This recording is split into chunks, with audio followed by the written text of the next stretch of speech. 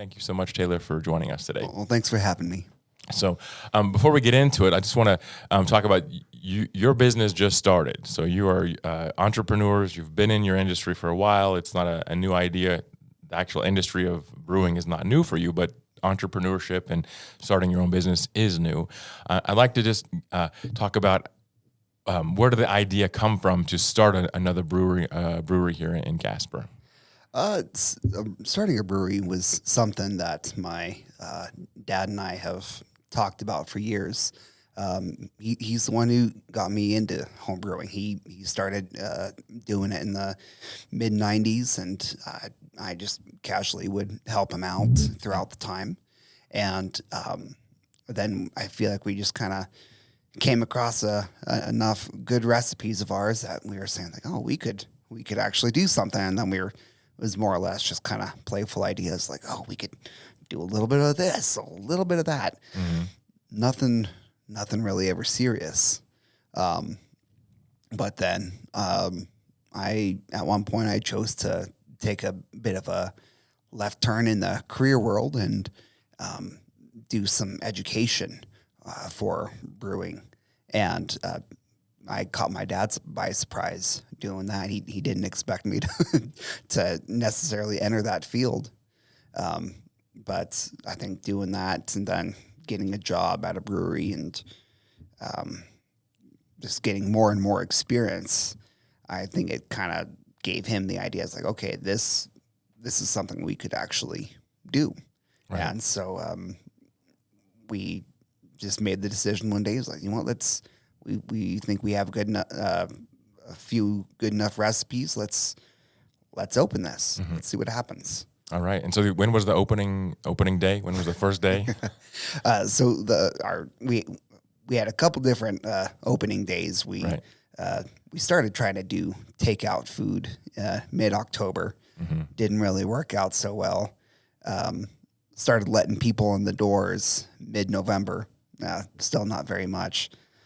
New Year's Eve, we had our grand opening where we actually had beer to serve, and people went crazy for it. Oh, great! We business through the doors nonstop, and we kind of had to grapple with like, oh, we just went from being not busy at all to packed house with a line of people waiting. Yeah, I was reading online. There was people that went. They posted they went, and it was just way too crowded because there was no seats available. And they said they will definitely come back later, which I'm sure they probably did. But that's a great first opening. That's great. Yeah. So we're proud. We're proud with the food that we do, and I was like, man, I kind of wish that we brought more people in with the food, but I think everyone was excited about the beer. Right. As a brewery, but you have good food, good beer. So let's. What about the name? Cygnet Brewing. What does that come from? Okay, so it actually has to do with our last name. Our last name is Schwan, and in German that loosely translates to a swan. And Swan Brewing, that doesn't quite roll off the tongue as well. Right. And so we were throwing names against the wall and just couldn't get anything to stick. Well, I come across an article one day talking about this pond in the middle of town of like upstate New York. And it's like talking about this swan that lived there. Like, oh, the swan, and it's baby cygnets. Like, there we go. That sounds interesting. Right, Cygnet. And so I threw that out to the family, and everyone loved it.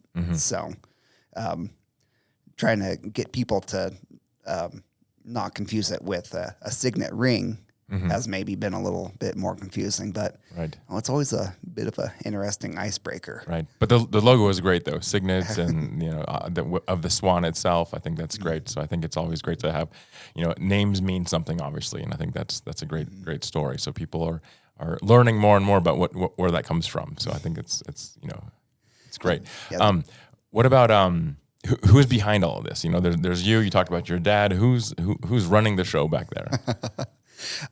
So I think most of the time, the people who are most consistently there are me and then my mother, Michelle. All right. She's kind of doing more of the books aspect of things, but she's also kind of help steering the kitchen in the right direction that we like. And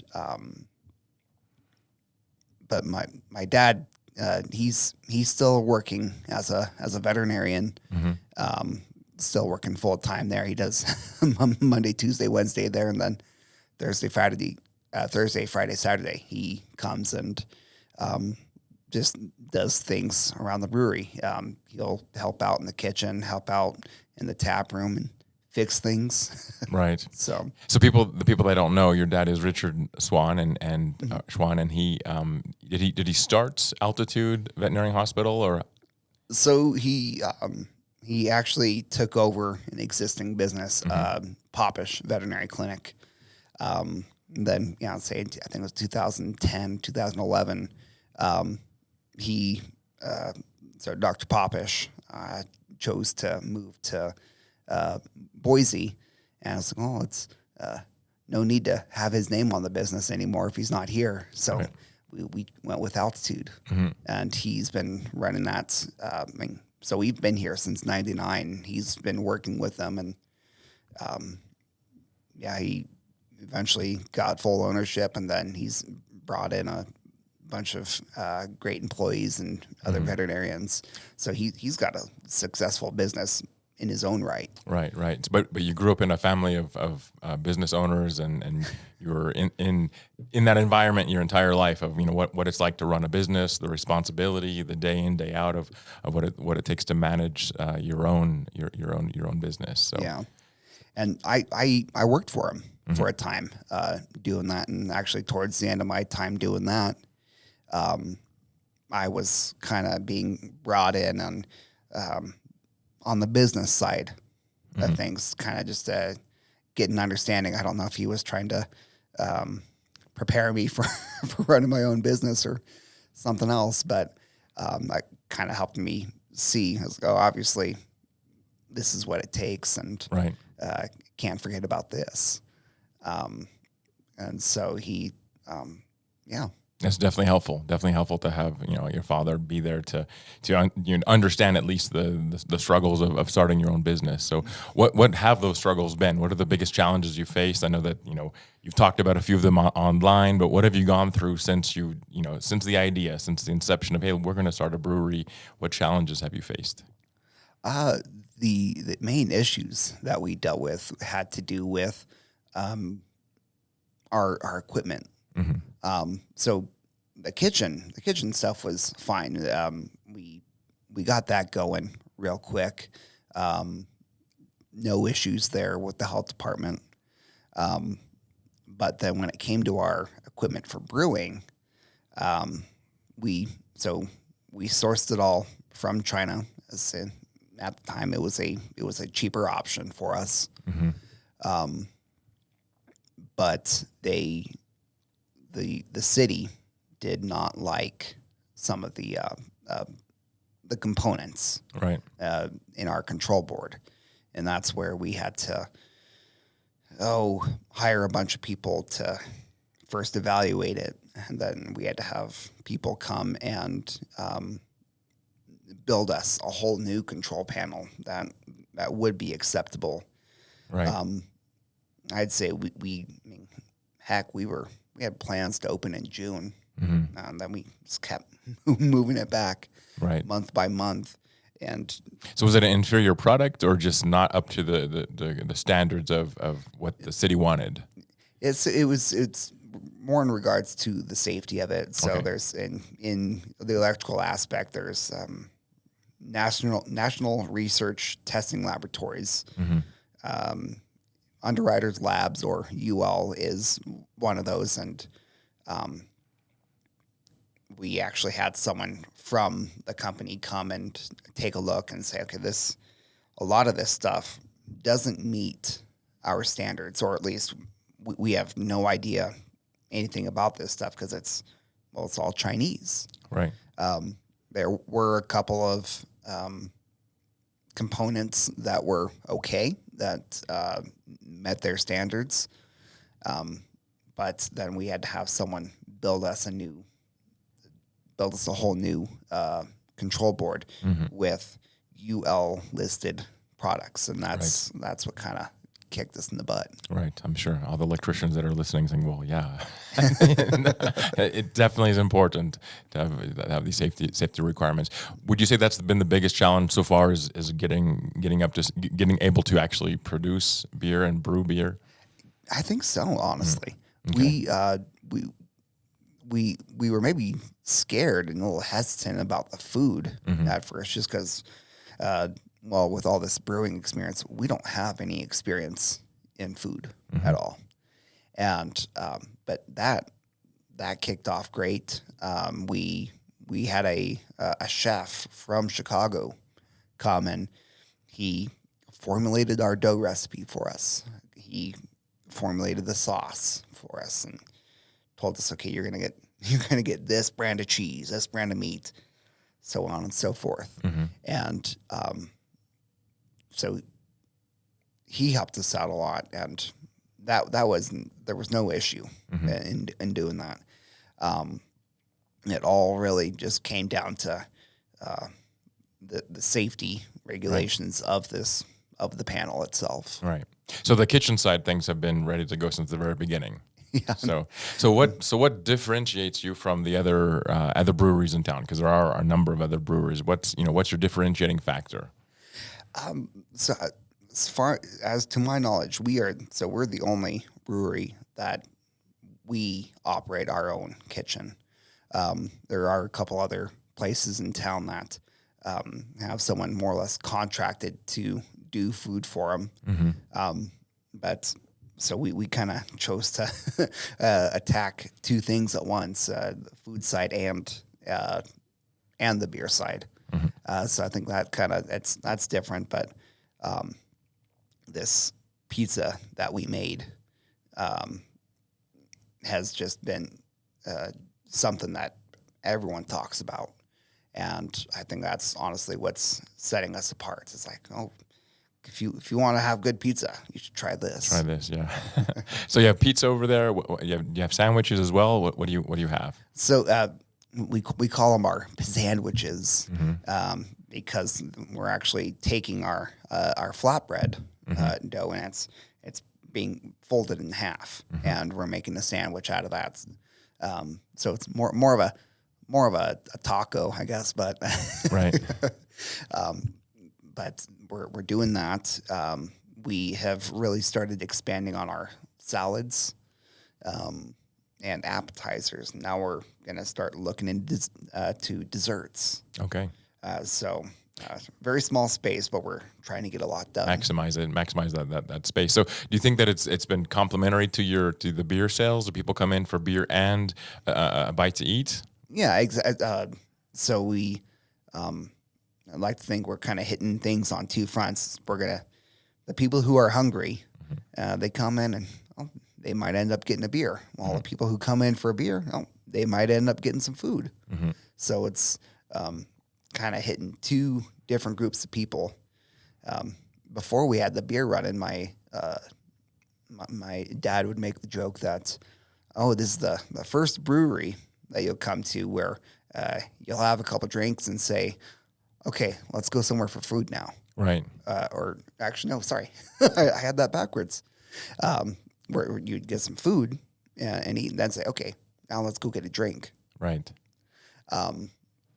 Yeah, so it's we're kind of backwards in that, but it's definitely became complementary now. Absolutely. Thanks for watching today. These podcasts are powered by Payrock, and Payrock is a payment solutions provider. We work with any size business or nonprofit, improving those payment acceptance efficiencies while reducing those overall costs. You can get a hold of me through any one of those social media channels, or you can give me a call. Let's get back to that podcast. I think it's more old world tradition as well. There's a lot of bistros, which is what they have in the old world in Europe, things like that, where you have both. You have drinks and you have some light food as well, snacks or things like that. And I think I've been to a number of places in town too, and I always thought that's something that would be nice to have, a small snack or something to, have something salty that goes along with the whatever adult beverage you're drinking, and it's definitely, I think, a helpful thing. So I think that's great. That makes it, you guys are definitely unique in the fact that you have your own kitchen, you have your own unique food specialties as well. So. Yeah. So let's talk about the culture. Have you put much thought into the culture you're trying to foster there? What's unique about Cygnet? So a couple different things that we're trying to focus on. Number one, we're family friendly. We've had a lot of people call and ask, "Oh, can I bring my kids?" Of course, I keep saying, like, "Well, who's going to love pizza more than kids?" Right. True. So I love being able to do that. Bring have the families come in, everyone gets to eat, so it's not the parents having to kind of sneak away from the kids to have a drink. Right. At the same time, we in the very front of our building, we have an area we call the nest. To me, it kind of puts out some Metro coffee like vibes. Okay. Just some very comfortable seating, a lounge like atmosphere. We want people to be able to go up there and kind of relax, have a beer, do whatever, and kind of be away from maybe more of the noisy dining area. Right. All right. So it's kind of. So you have two different sections. I haven't been to the nest part of it yet. So you have two different areas inside in the brewery. Okay, that's great. So, are there any new beer styles or collaborations you're working on? I know that you have a couple beers on tap. Where are things heading in the future? I haven't. In my opinion, I haven't gotten to the point where I'm comfortable yet to start working on a collaboration yet, but I know there's plenty of opportunities out there for it. Right. So what I've been sticking with is kind of just my own homegrown kind of stuff. I'm putting out these recipes of stuff that I can control every single ingredient going in. And I'm trying to create enough of a variety for people, because some people are going to like light beer, they're going to like dark beer, they're going to like IPAs, they're going to like sours. It's everybody's different. Yeah, there's so many varieties out there nowadays that it's hard to say though. I can't find a beer style that I like. So what do you have on tap right now? What can we go get this afternoon or this evening? Yeah. So the first two beers that I got off were I have my Nordic Cowboy Blonde, and call it that because it's got an old Nordic strain of yeast in it that kind of gives it just a little bit different flavor than other blondes. And I have an amber. Amber is something that my dad and I have been brewing for years. All right. Kind of perfecting over time. And then after that, we added just a basic IPA and a Scotch ale, or it's like a wee heavy, as it's called. So it's I have a couple lights, a couple darks, something a little bit stronger, something a little bit weaker. Got it. And I have a brown ale that I'll be probably putting on tap next week. So how soon for the stout? That's what I'm looking for. The stout, or potentially the porter, but stout is where it's at for me. So the story of the porter was kind of just a laughy, kind of a funny learning lesson in learning my brew system. The brown was actually meant to be a porter. It started out really dark, and so this is going to be beautiful. I was going to throw some vanilla beans in it, and all of a sudden I just kept noticing, oh, it's getting lighter and lighter and lighter. I was like, oh, this isn't a porter anymore. It's pretty much a brown. Right. So it's still same great, like some great flavor with it. But it's like, yeah, I can't really sell this as a porter. So I might have missed out on that opportunity, and have to wait till I get another opportunity to actually brew something. Because of course now I've already logged myself. Like, oh, well, I need to get this beer ready. Right. I need to get this beer ready. Right. So it's kind of fell victim to my schedule, I guess. Right. But when you're ready, you have at least one buyer that'll stop by. Let's for all those beer brewing nerds out there, let's get into the whole process. What does that look like? What is the beer brewing process from beginning to end? Yeah. So so to start off with, I get grain in, and I can get this grain from all over the world. I particularly love this German grain I can get. It's beautiful. They've been doing it for centuries. But there's also I also get grain that was grown here in Wyoming, up around Cody, and so I start with the grain. It's kind of hard to describe it. I say mill. But I'm not making a flour. I'm just kind of cracking open the grain a little bit, and then I'm mixing it with hot water, and we're essentially letting it steep like a tea. Okay. And what's happening is the hot water is going in. It's extracting all the sugar out of the grain and just creating a really sugary water. So from there, I transfer it to my boil kettle, and I boil it down to concentrate some of the sugars, and that's where I'm adding my hops as well.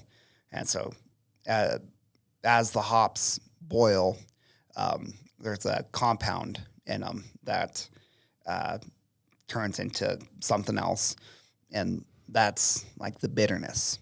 You kind of see. Some hops are more bitter than others, and the longer you boil, the longer or the more bitter some of the stuff can be. But once I'm done with that, I transfer it into a clean tank and pitch some yeast with it. And I've actually had beers start fermenting that day. All right. And I think for legal reasons, as soon as the yeast touches the sugar water, it's called beer. Okay. So when you're talking about these tanks, are these huge vats that you're talking about? Yeah. So the size of my brew system, I aim to get roughly 217 gallons of beer, or what would be called 7 barrels. 7, okay. And so there are these massive tanks that are meant to keep the air out, and so that the yeast is just kind of working in its own little environment, converting all the sugar in the water into alcohol. Right. And then once it's done fermenting, I chill it down, transfer it into one of the tanks that's sitting in my cooler, and as soon as I carbonate it, it's ready to go. So how long is that process? Are we talking days, weeks? It varies from beer to beer. I could be doing a beer that I could probably have in a glass in about a week.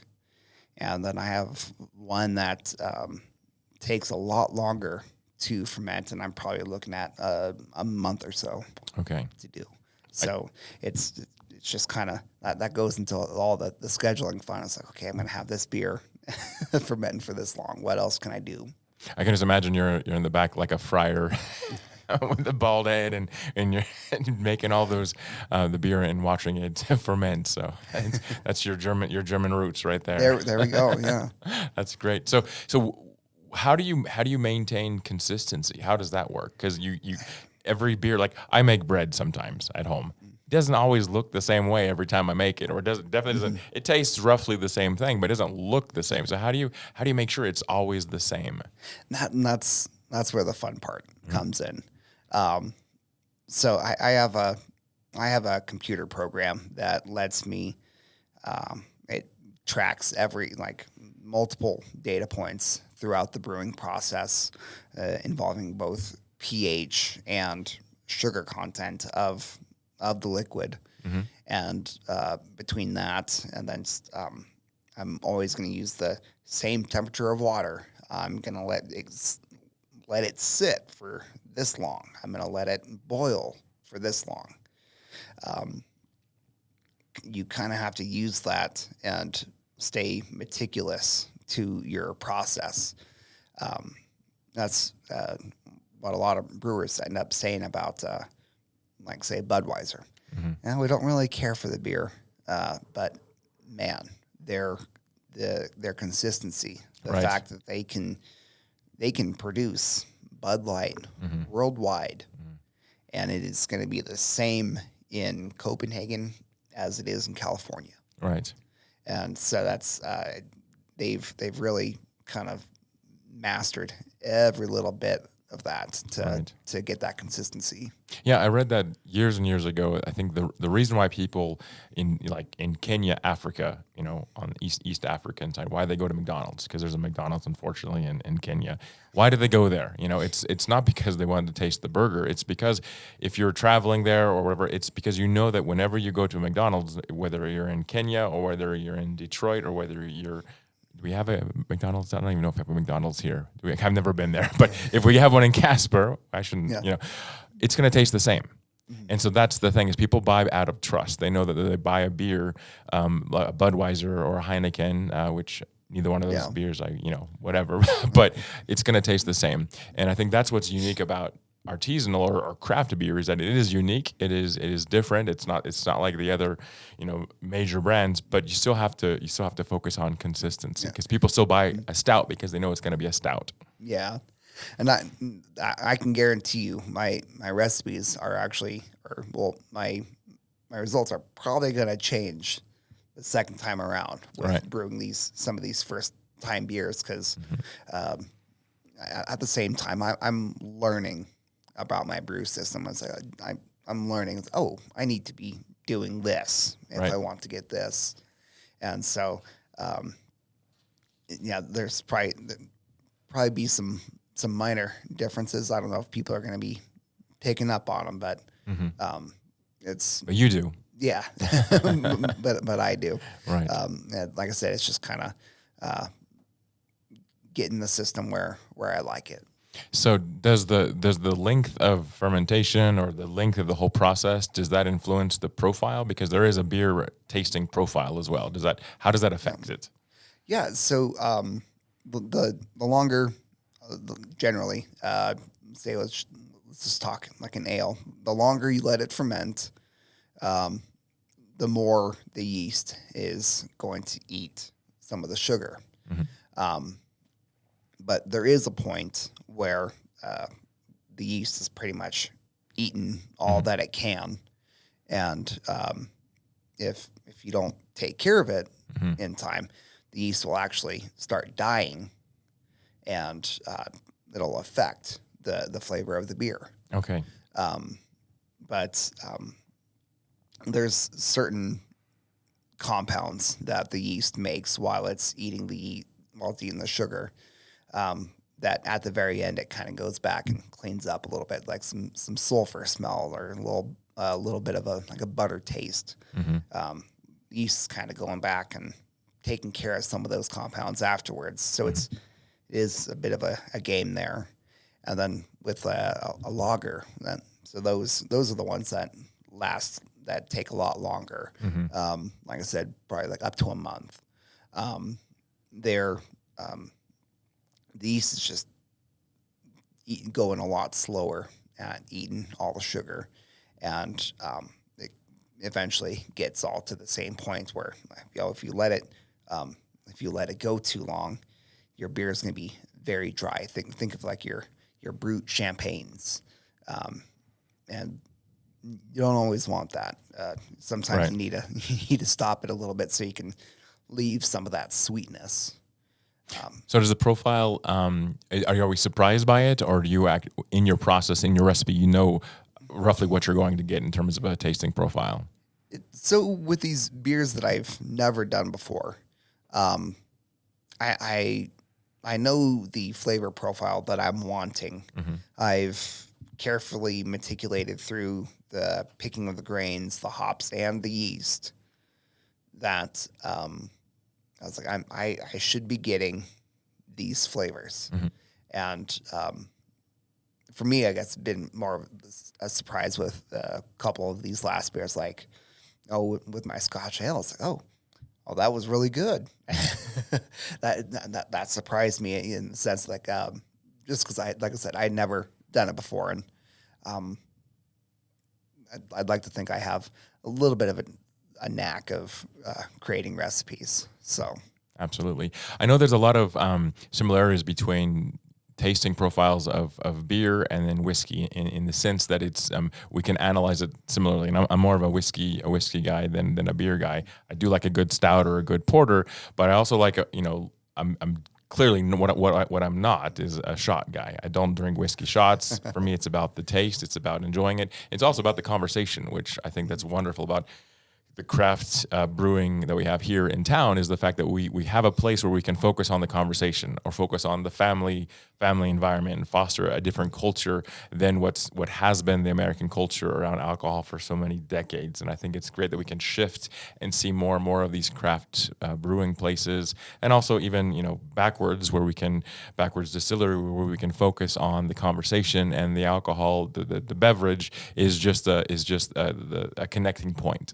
But it's not shots. It's not, how quick can we get, whatever. But I think there's a way to analyze beer that's similar. Like there's the nose, there's the time on the palate, there's the after effect. There's many elements to tasting a beverage. Is it similar? Would you say it's similar to the two? oh yeah.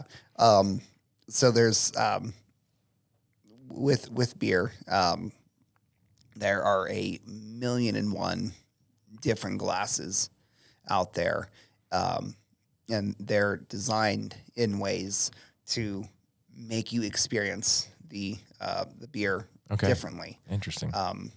So, did you bring any by any chance? gosh darn it, no, I didn't. Okay, next time. Yeah, next time.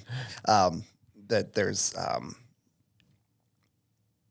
some glasses that have multiple different names, like there's small one I'm thinking of. There's a small round one.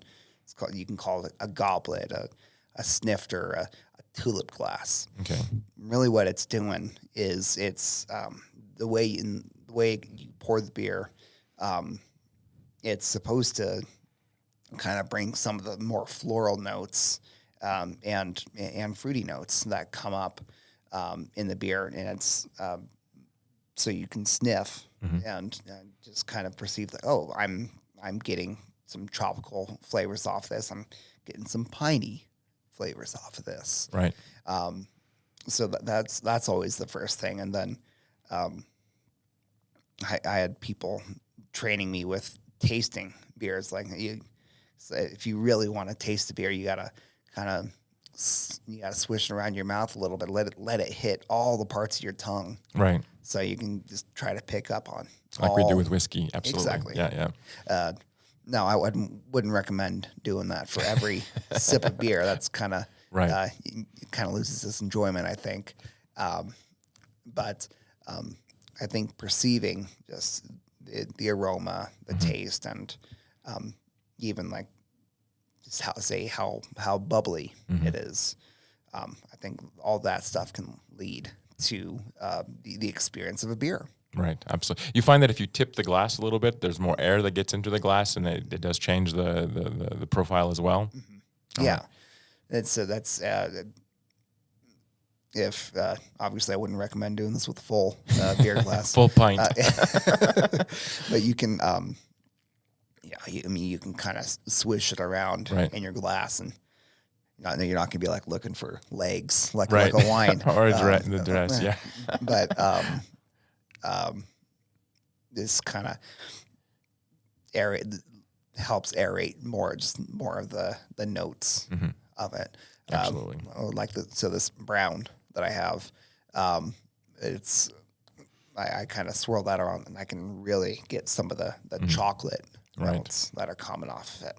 Right. It's like, oh, that's what I wanted. It's an experience. Yeah, you're absolutely right. And that's the reason why I don't like canned beer or even bottled beer, which is the next, if I have to have a beer in a bottle, then I'll go for the bottle over the beer. But there's nothing like a craft beer that's on tap and that it's in a glass and that it's just different. It's just a different experience, and I think it's different goals too, and that's why. But I do think that German beer and European beer, my favorite beer is always going to be there's a Belgian beer that I really, really like. But good German beers are by far my favorite, just because of the strength and the robustness to the flavor. And there is a flavor. I'm not an ale guy, not a blonde guy, because it's just, seems like it's just, it's alcohol, it's beer, but there's a lot more to. It's not a lot more complex profile when you're looking at a stout or even a porter. But when I talk about German, just make sure it's not Heineken. I'm not talking about Heineken, because Heineken for me is on the same level as like a Budweiser. It's just not. We're not talking about the same thing. Yeah, and, my dad and I both love Belgian beers. Oh yeah. He says multiple times that if he would have had his way, it would have been all Belgian beers. That's nice and all, but it's not what the Consumer population wants. True. Right. But it's like just some of the fruity notes, the complex fruity notes, from stone fruits to like cherries and apples and stuff like that. Some of the flavors you can get from those beers. And a lot of that's coming from the yeast. So that's always, I love kind of taking that, because you never know what direction a Belgian beer is going to go. Right. No, you're right. And Belgian beer has a lot of different profiles as well. There are those sweet ones. There's a Kriek beer that has those strawberry or raspberry notes, but it's really, really strong. It's not just, I can smell it, but no, you can actually taste it. And then you have the stronger stouts, which which is one of my favorites, a Lef beer from Belgium. But it's a stronger stout. There's no fruit in it whatsoever. But you're absolutely right. There's a spectrum of different types of Belgian beers out there. Yeah. So, let's talk about location as we wrap this up and talk about where you're located and how does the Old Yellowstone district how does that influence people in that area? So we're down in the Yellowstone district. The thing is I hope it improves with the summer. We haven't necessarily been able to take advantage of our location just yet. It's the winter, so I mean. Exactly. Right. I think as the warmer weather comes along, as more people end up biking around the area, as they are walking around David Street Station, will be more accessible. Right. To that. And we are within the perimeter of the open container law for the summer. All right. So yes, that's good to know. So what is that there? Memorial Day weekend, I believe, is when they start that. We'll be able to have people come and you can walk in, grab a beer, and then go enjoy the car show. Go enjoy whatever's going on down at David Street Station, and that's kind of what I'm looking forward to, is the community aspect of it. Having people have access to all these different breweries. Well, heck, just in the downtown area, there's 4, and there's going to be 5 here coming soon. That people can enjoy. Right. And I think you had kind of touched back the with the, I'm skipping all my thoughts here. Collaborations Right. with people. It's sometimes us breweries like to do stuff together, and we're probably more prone to do that in the summer where it's a Easier. little bit warmer out. Right. So, but I think the community feel that we can get from people being able to walk around and enjoy doing different things. I think that's going to help us out a lot. That's great. So if you're on 2nd Street, you have Frontier on your right. You keep going down, it turns into Yellowstone. You have Bullhorn, and then you keep going down, and then on your left you have That's us. Cygnet. Yeah. So basically, if you're going down Yellowstone, you're saving the best for last. Is that Exactly. And who knows what else is gonna develop around us. Stuff sure isn't the same as it was 100 years ago. For sure. So, But you're in the old Taekwondo building. Is that right? yeah. So the old Martin Taekwondo building, and they also had a hair salon up front. Okay. And I have to tell people, it's like, kind of depending on how old they are, I can kind of maybe change how when I'm just the nearby buildings. Like, we're next to the old Coca-Cola building. Right. We're right next to the Mercer House, or we're on the same street as the health department. Okay. That's kind of the best way I can do it. Is if people still don't understand that, it's like, yeah, just find the Yellowstone Garage or Dave Street Station. Just keep it going. It's about a 6 to 7 minute walk in the summer from David Street Station to us. Which you'll need that if you go from Frontier to Bullhorn. You'll need 6 or 7 minutes. So you're there. What are your hours? So when can they find you there? Yeah, so we are open from 3 to 8 on Tuesday and Wednesday. We are then we start doing lunch Thursday, Friday, Saturday. We're going to be, so Thursday we're going 11 to 8. Then Friday and Saturday are both 11 to 9. Okay. All right. So definitely stop by and check it out, and make sure to check out the Cygnet Brewing on Old Yellowstone. Taylor, thank you so much for joining us today. Thank you everyone that's tuned in to this new podcast, and we'll be back in a couple of weeks with the new one. Thank you very much.